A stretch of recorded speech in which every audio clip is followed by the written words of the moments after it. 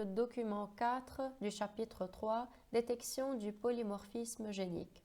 Nous arrivons dans cette vidéo à la partie 2, électrophorèse en gel. Donc nous allons voir et expliquer cette technique.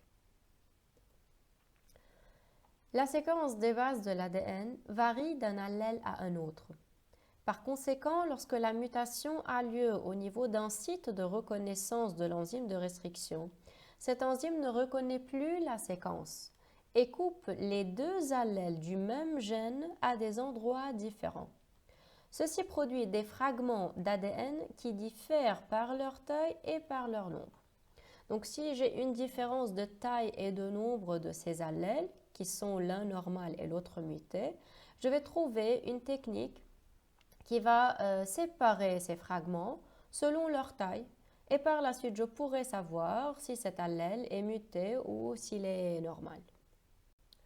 Donc, la taille des fragments produits par la coupure de l'ADN peut être déterminée par électrophorèse en gel, où les fragments d'ADN migrent, sont séparés, dans un milieu semi-solide ou gel. C'est pourquoi je la nomme électrophorèse en gel.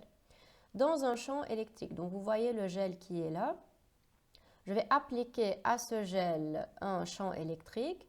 Je vais déposer là dans ce que je nomme les puits, comme vous les voyez là dans le gel. Je vais déposer les molécules d'ADN de plusieurs échantillons. Une fois le courant électrique est appliqué, il y aura une migration de ces molécules d'ADN qui vont migrer de la cathode moins à l'anode plus. Pourquoi? Parce que les molécules d'ADN sont chargées négativement. Les groupements phosphore leur donnent cette charge négative, ce qui fait qu'elles vont être attirées par le pôle positif. Donc, comme principe, l'électrophorèse a pour but de séparer les molécules chargées au travers d'un gel, que je nomme un polymère, sous l'effet d'un champ électrique. Ces molécules chargées peuvent être des fragments d'ADN ou bien des ARN messagers ou bien même des protéines. Ce qu'on va voir là, c'est l'électrophorèse pour l'ADN, mais c'est le même principe pour l'ARN messager et pour les protéines.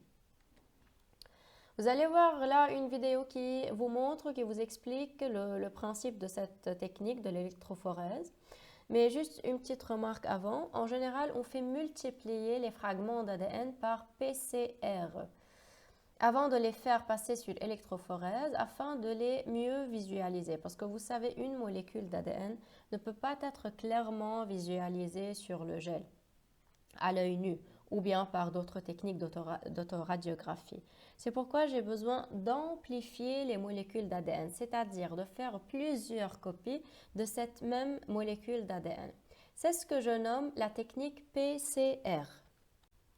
Et PCR signifie réaction de polymérisation en chaîne. À partir d'une molécule d'ADN, je vais amplifier cette molécule par des réactions en chaîne, c'est-à-dire successives, pour obtenir des millions de cette même molécule, des millions de molécules de cet ADN. Donc, nous passons maintenant à la vidéo qui vous montre les étapes d'une électrophorèse.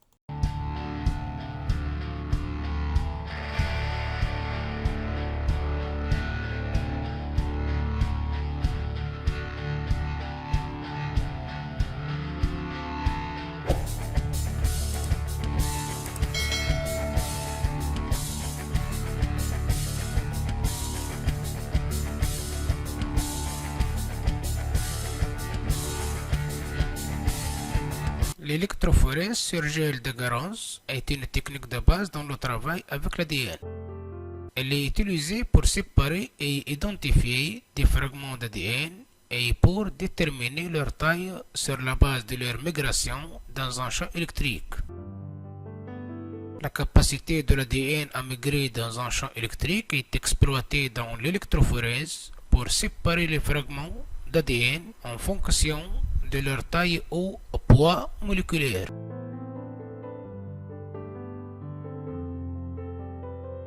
Le matériel de l'électrophorèse comporte une cuve pour électrophorèse, un support où le gel est coulé,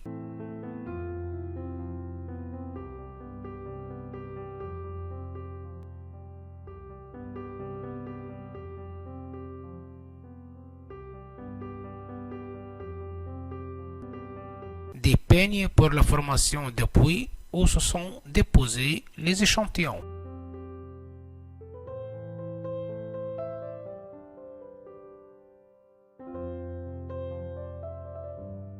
Le gel d'agarose est soumis à un champ électrique.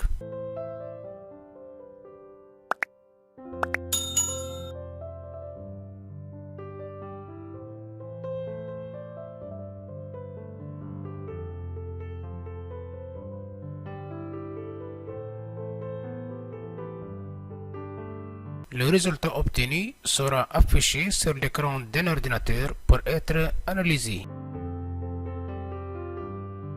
Comment rechercher le gène responsable d'une maladie suspectée dans une famille?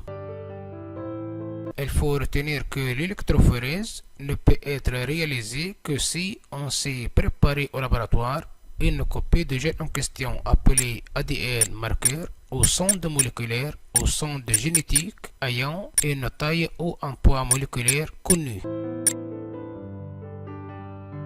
Voici des échantillons d'ADN prélevés de 3 individus différents.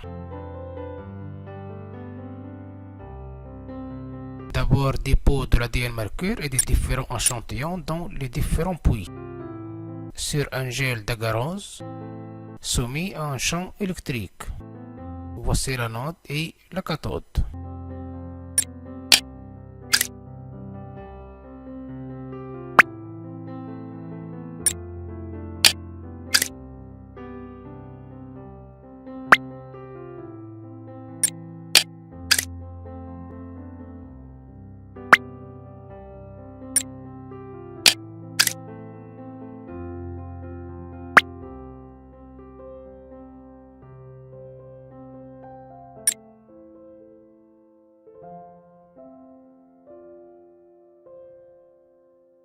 Après migration, vous observez que de nombreux fragments d'ADN sont formés. Ces fragments sont séparés selon leur taille au poids moléculaire.